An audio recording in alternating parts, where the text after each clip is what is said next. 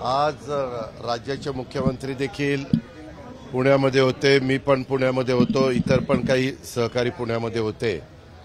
मी मित्र म्हणून आमची जी संस्था आहे त्याच्या संदर्भामध्ये आपलं पर कॅपिटा उत्पन्न वाढवण्याच्या दृष्टिकोनातून जसं आपल्याला माहिती आहे पंतप्रधानांनी $5 ट्रिलियन अर्थव्यवस्था करण्याचं मनामध्ये घेतलेलं आहे। आपलं $3 ट्रिलियन आहे। $5 ट्रिलियनच्या वेळेस आपल्या राज्याची $1 ट्रिलियन व्हावी असं आम्ही उद्दिष्ट ठेवलेलं आहे। परंतु ते उद्दिष्ट ठेवलेलं असताना त्याच्यामध्ये बऱ्याच काही गोष्टी महाराष्ट्रामध्ये काही महत्त्वाच्या शहरांच्या मध्ये पण झाल्या पाहिजेत आणि त्याच्यामुळं त्याची बरीचशी चर्चा आम्ही मध्ये मुंबईमध्ये केली आणि प्रवीण परदेशी त्याचे प्रमुख आहेत त्यांच्यावरती जबाबदारी टाकलेली आहे। बाकीचे पण अनेक मान्यवर त्याच्यामध्ये आहेत। तर त्याच्याबद्दलचा मग इथला ट्रॅफिकच्या संदर्भातला आढावा, इथं काही मिसिंग लिंक आहेत त्याच्याबद्दलची पुढची कार्यवाही, याच्या संदर्भामध्ये आपलं इथं जुनं विमानतळ आहे ती विमानतळाची लांबी वाढवण्याच्या करता काही डिफेन्सची जमीन लागते, काही खाजगी जमीन लागते। त्याच्याबद्दल मुरली मोहोळांशी चर्चा केली इथूनच आम्ही। तर मुरली मोहोळांनी त्याच्यात लक्ष घालायला सांगितलेलं आहे। ते जर लवकर मिळालं तर आपल्याकडे इंटरनॅशनलच्या फ्लाईट मोठ्या प्रमाणावर सुरू व्हायला पाहिजे। त्या सुरू होऊ शकत नाही कारण ती धावपट्टी तितकी रनवे तेवढा आपल्याला लाभ मिळत नाही आणि त्याचबरोबर मेट्रोच्या काही बाबतीमध्ये आपल्याला वाढ करायची, ती कुठल्या कुठल्या भागात करायची कारण त्याच्यामध्ये इंडस्ट्रीचं प्रतिनिधित्व करणारे, आयटीचं प्रतिनिधित्व करणारे, कन्स्ट्रक्शनचं प्रतिनिधित्व करणारे मान्यवर आले होते, तुम्ही मगाशी जाताना पाहिलं असेल। आणि म्हणून ह्या सगळ्या बाबतीमध्ये किंवा हिंजवडीच्या बाबतीमध्ये देखील काही महत्त्वाचे प्रश्न त्या ठिकाणी आहेत। नंतर PMRDAचा पण रिंग रोडचं काम हे आता जमीन त्यांना लवकर ॲक्वायर करून जसा MSRDCचा रिंग रोडचं काम आता टेंडर काढलंय तसं आपल्याला PMRDAचं पण टेंडर त्या ठिकाणी काढायचं आहे। आणि आता नवीन एक रिसर्च झालेला आहे, आपल्याकडनं जो कचरा निघतो त्या देशामध्ये बऱ्याचशा शहरांनी ते केलंय, त्या कचऱ्यामधनं गॅस तयार होतो आणि तो गॅस अतिशय उत्तम दर्जाचा आहे, त्याला वास येत नाही, काही नाही। तो CNGच्या पेक्षा CNG गॅस असतो त्याच्यापेक्षा थोडा अधिक चांगल्या पद्धतीचा आहे। आणि एका कंपनीनं नागपूरमध्ये प्लांट लावलेला आहे, त्यांचं ते चांगलं चाललेलं आहे। तशा पद्धतीनं त्यांची इच्छा आहे की पुणे आणि पिंपरी चिंचवडनी देखील ह्यामध्ये लक्ष घालावं आणि त्याच्यामध्ये ते प्लांट लावून कचरा ते घेतात, म्हणजे आपल्याला ते कचराचे पैसे देतात असं ते सगळं आहे। त्याच्यात VGF द्यावा लागतो। तर त्याच्याबद्दलची पण चर्चा होऊन दोन्ही आयुक्तांना ज्या काही सूचना द्यायच्या होत्या त्या ठिकाणी दिलेल्या आहेत। आणि काही ॲग्रिकल्चरच्या संदर्भामध्ये ज्याचा AIचा वापर आपल्याला करायचा आहे त्याबद्दल देखील आपण पुण्यामध्ये काही गोष्टी करू इच्छितोय। मध्ये त्याच्याबद्दलची प्रेस नोट तुम्हाला कलेक्टरनी दिली असेल, त्याच्याबद्दलचा पण आढावा होता आमचा। अशा अनेक वेगवेगळ्या विषयाच्या संदर्भामध्ये साधारण 5 ते 8 वाजेपर्यंत 3 तास आम्ही चर्चा केली आणि त्याच्या आधी इतर पण वेगवेगळ्या प्रकारचे विषय होते, त्याची सर्किट हाऊसच्या बद्दल चर्चा केली। हे ह्याच्याबद्दलचं झालं। दुसरं, मधल्या काळामध्ये मंगेशकर हॉस्पिटलला जी घटना घडली त्याच्याबद्दल खूप मोठ्या प्रमाणावर असंतोष आपल्याला पाहायला मिळाला। ती घटनाच अतिशय चुकीची घडलेली आहे।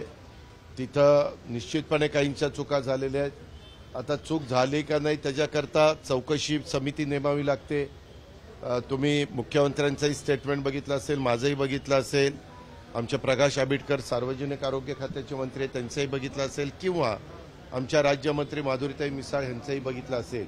त्याच्यामध्ये समिती नेमली गेलेली आहे आणि त्यांचा अहवाल मागितला गेलेला आहे की बाबा ह्याच्यात नक्की काय दोष झालेला आहे आणि काय नक्की, म्हणजे जे काही पेपरला बातम्या आल्यात किंवा तिथं पेशंट आला असताना इतके पैसे मागितले, अमुक केलं तमुक केलं, ह्या ज्या काही गोष्टी आहेत त्याच्याबद्दलची वस्तुस्थिती काय आहे, कोण ह्याला जबाबदार आहे, त्याच्याबद्दल समितीचा अजून अहवाल माझ्याकडपर्यंत तरी पोहोचला नाही. मी त्याच्यामध्ये आता माहिती घेत होतो, परंतु अजूनपर्यंत माझ्याकडे तो अहवाल आला नाही. आज मुख्यमंत्री ह्याच्यामध्ये होते, आपल्या शहरामध्ये. मुख्यमंत्र्यांची माझी काही त्याच्याबद्दलची चर्चा झाली नाही, परंतु अहवाल आल्यानंतर त्याच्याबद्दलची पुढची कारवाई राज्य सरकार करेल. नाही, अधिकाऱ्यांनी मी आता सांगितलं ते सगळे अधिकारी होते. समितीचे अधिकारी एकदा आपण समिती नेमल्यानंतर ब्रीफिंग करत नाही. समिती ह्यांना अहवाल त्या ठिकाणी द्यावा लागतो. त्याच्याबद्दल पण सूचना केलेल्या आहेत. जे काही नैसर्गिक संकट येतं, आपत्ती व्यवस्थापन आणि केंद्र सरकार ह्यामध्ये नॉर्म्स ठरलेले असतात आणि तशा पद्धतीनं आम्ही राज्यातल्या सगळ्या जिल्हाधिकाऱ्यांना सांगितलं की त्या नॉर्म्समध्ये जिथं नुकसान झालं ते नॉर्म्समध्ये बसत असेल तर त्याच्या पंचनामे करून त्यांना आपल्याला मदत करायची. नाही, कृषी मंत्र्यांनी शेतकऱ्यांना सुनावलेलं आहे, कर्जमाफीच्या प्रश्नावर शेतकऱ्यांना सुनावलेलं आहे की 5-5, 10-10 वर्ष तुम्ही कर्ज भरत नाही आणि कर्जमाफीची वाट बघता आणि कर्जमाफी झाल्यानंतर तुम्ही लग्न साखरपुडे करता. अशा प्रकारे कृषी मंत्र्यांनी शेतकऱ्यांना हो का, असं जर मला माहिती नाही, मी त्यांच्याशी माहिती घेईन. परंतु असं जर बोलले असतील तर शेतकऱ्यांच्या संदर्भामध्ये नक्की काय होतं पत्रकार मित्रांनो, तुम्ही आम्हाला सांगता त्यावेळेस ज्याच्याबद्दल तुम्ही बोलता त्या व्यक्तीला पण विचारून किंवा नक्की काय तुमच्या तोंडून स्टेटमेंट गेलेलं आहे हे मला त्यांना विचारावं लागेल.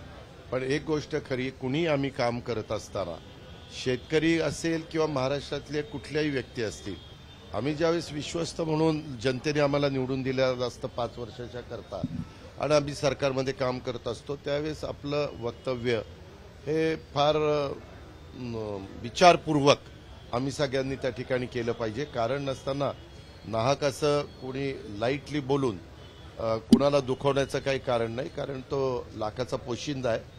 आज तो आपल्याला सगळ्यांना जगवण्याचं काम करतो, भाजीपाला, फळं, धान्य देण्याचं काम करतो आणि त्याच्यामुळं शेतकऱ्यांच्या संदर्भामध्ये आम्हाला सगळ्यांना आपलेपणा आहे, आत्मीयता आहे. त्यांना वेगवेगळ्या ठिकाणी मदत करणं हे आमचं कर्तव्य आहे. त्यांना त्यांच्या मालाला योग्य पद्धतीनं भाव कसा मिळेल, त्यांना बाजारपेठ कशी मिळेल आणि त्यांचं एकंदरीतच आर्थिक परिस्थिती पण चांगली कशी राहील याबद्दल प्रत्येक सरकारने प्रयत्न करायचाच असतो, तो आम्ही पण करतो.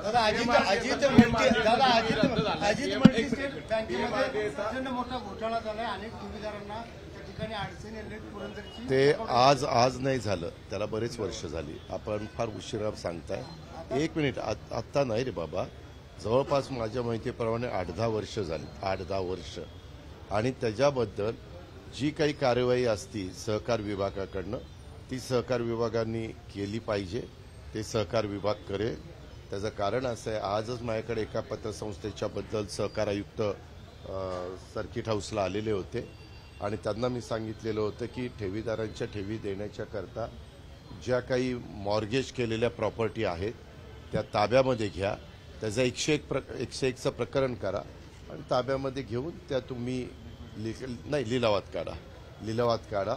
आणि तशा पद्धतीनं त्यांनी मला यादी पण दाखवली, लिलावाची तारीख त्यांनी डिक्लेअर केलेली आणि त्याच्यातनं ते पैसे घेऊन आपण त्या संस्थेच्या ठेवीदारांचे पैसे परत करणार आहोत.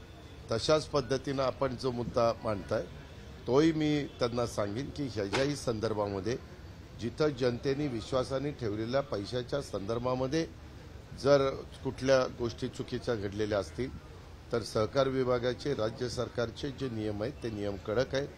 त्याच्या संदर्भात कुठलाही राजकीय दबाव न येऊन देता पुढच्या कारवाई केल्या पाहिजेत असं मी सोमवारी आयुक्तांना सांगितलं. दादा, पीएमआरडीएचा डीपी2 रद्द झाला, प्रारूप आराखडा, त्याच्यामध्ये गडबड झाली होती म्हणून रद्द झाला की काय नेमकं? त्या संदर्भात पत्रकार मित्रांनो आपल्यालाही माहिती आहे, बरंच काही दोन्ही उलट बातम्या ह्या पहिल्यापासून त्या ठिकाणी चाललेल्या होत्या आणि ह्या वेळोवेळी मुख्यमंत्र्यांच्याही कानावर गेल्या आणि मुख्यमंत्री आज त्याचे अध्यक्ष आहेत आणि ह्या सगळ्या बातम्या गेल्यानंतर माझे पालकमंत्री म्हणून माझ्याही कानावर अशा प्रकारच्या बातम्या यायच्या की दादा काही ठिकाणी चुका घडलेल्या आहेत, काही ठिकाणी बिल्डरांच्या असणाऱ्या जमिनी ह्याला व्यवस्थितपणे तिथं डीपीमध्ये कुठलंही रिझर्वेशन टाकलं गेलं नाही, मात्र शेतकऱ्यांच्या जमिनीवर टाकलं गेलंय.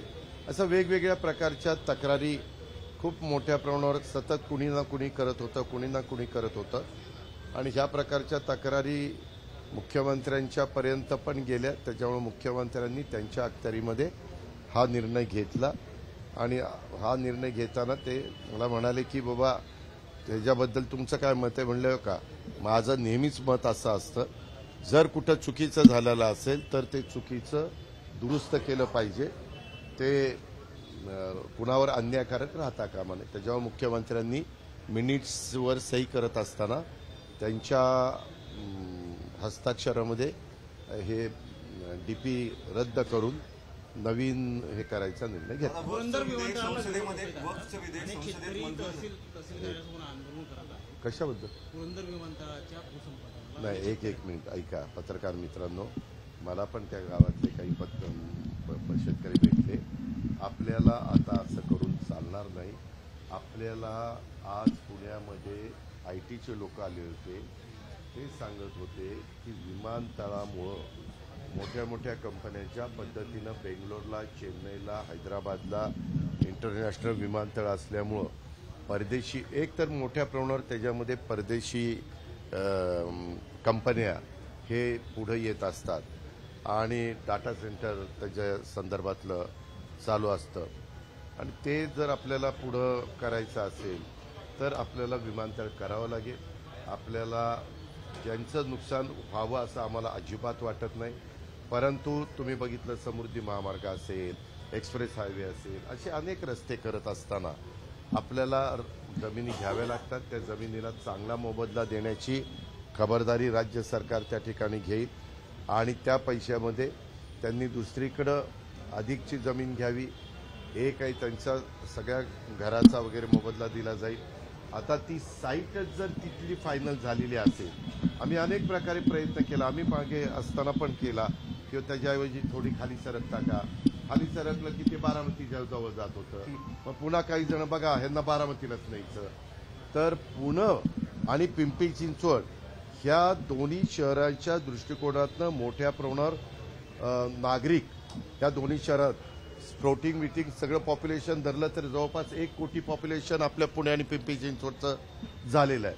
आता फ्लोटिंग पॉप्युलेशन आणि विद्यार्थ्यांची सगळी संख्या बघता इथं गरज आहे आणि आपल्या आत्ताच्या टर्मिनल वाढवलेला असला तरी ह्या विमानतळावर ताण येतोय आणि ह्या विमानतळाचा रनवे देखील त्या ठिकाणी कमी आहे. शिवाय ते संरक्षण विभागाचं असल्यामुळं कधी कधी त्यांची ज्यावेळेस प्रॅक्टिस असते त्यावेळेस 10 वाजेपर्यंत बंद, आज 12 वाजेपर्यंत बंद, असं शहरामधल्या विमानतळाचं चालत नाही. इंटरनॅशनल विमानतळ असलं तर ते 24 तास चालू असलं पाहिजे आणि त्यामुळं हे करावं लागतंय, नाईलाजाने करावं लागतंय. ह्याच्यामध्ये कुठं शेतकऱ्यांना नाराज करणं किंवा शेतकऱ्यांना त्रास देणं ही भावना अजिबात नाही. ही चर्चा गेले 10-15 वर्ष चाललेली आहे आणि आता आपल्याला जर पुढच्या 50-100 वर्षाचा विचार करायचा असेल तर पत्रकार मित्रांनो आपण पण तसं पॉझिटिव्ह थोडंसं बातम्या देण्याचा प्रयत्न करा. तिथं कुणावर अन्याय होणार नाही ही खबरदारी राज्य सरकार निश्चितपणे घेईल ही खात्री मी देतो. वक्फचा कायदा जो आहे तो संसदेमध्ये पारित झाला.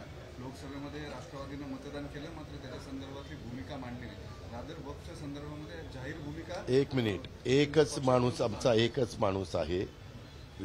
राज्यसभेत 3 आहेत, त्याच्यावर राज्यसभेत प्रफुल्लभाईंनी भूमिका त्या ठिकाणी मांडली. त्यामध्ये वेगवेगळ्या पद्धतीची चर्चा होतीये. काही जण म्हणतात की हे अन्यायकारक आहे, परंतु काही जण म्हणतात की ह्याच्यामुळं वक्फ बोर्डाच्या जेवढ्या काही जमिनी आहेत त्या जमिनीचा जो मोबदला त्या घटकाकरता मिळायला पाहिजे किंवा वक्फ बोर्डाला मिळाला पाहिजे आणि त्याच्यातनं इतर ज्या काही गोष्टीच्या सुधारणा व्हायला पाहिजे, ह्याच्यात दोन्ही बाजू ऐकायला मिळत आहेत. ह्या संदर्भामध्ये आम्ही पण पक्षांतर्गत त्या ठिकाणी चर्चा करणार आहोत. पण तुम्ही पण बघितलं, उलट विरोधकांनी अशी टीका केली की सत्ताधारी पक्षाची भाषणं होत असताना ते कुणाचं समर्थन करतात हेच आमच्या लक्षात आलं नाही, अशी पण भाषणं त्या ठिकाणी झाली. याचा अर्थ विरोधी पक्ष दोन्ही बाजूनी त्या ठिकाणी बोलतोय. खासदार गैरहजर राहिले मतदानाला राष्ट्रवादी शरद पवार पक्षाचे नाही तर मला बाबा मला मी काय त्या पक्षाचा अध्यक्ष का? मला काही माहिती नाही. तू माझ्यापुरतं प्रश्न विचार, इतर पक्षांच्या बद्दल मी काय सांगणार. काँग्रेसचे प्रदेश अध्यक्ष जे सरकार आहेत त्यांनी तुमच्यावर टीका केलेली आहे. काय सत्तेसाठी अजित पवारांनी भाजपसमोर लोटांगण घातलेलं आहे आणि हो का? मुस्लिम समाजाला एक त्रास मिनिट. देणाऱ्यांना मी सोडणार नाही असं म्हणणारे अजित पवारांनी मुस्लिम समाजाला एक मिनिट. कोण म्हणतंय मुस्लिम समाजाला त्रास दिलेला आहे? असं कुणीतरी एखादी व्यक्ती बोलते. ती व्यक्ती कधी लोकांच्यातनं एकदा निवडून आली होती, एकदा. त्याच्यानंतर दुसऱ्या वेळेस निवडणुकीला उभं राहिली तेव्हा 4 नंबरला गेली. एवढं त्यांची कर्तबगारी आहे. आणि त्यांना अध्यक्ष केल्यापासून काँग्रेसमध्ये किती चैतन्य निर्माण झालंय ते आपण बघताय, किती उत्साह झालाय तो आपण बघताय. त्याच्यामुळं अशांच्या प्रत्येकाच्या गोष्टीला उत्तर द्यायला मी काही बांधील नाही. मी माझ्या सद्विवेक बुद्धीला स्मरून पुढे चाललेलो आहे. मी शाहू फुले आंबेडकरांची विचारधारा, स्वर्गीय यशवंतराव चव्हाण साहेबांच्या विचारधारेने पुढे चाललेलो आहे. मला माझं समजतंय, त्याच्यावर बाकीच्यांनी फुकटचे सल्ले देण्याचा प्रयत्न करू नये. एबीपी माझा, उघडा डोळे बघा नीट.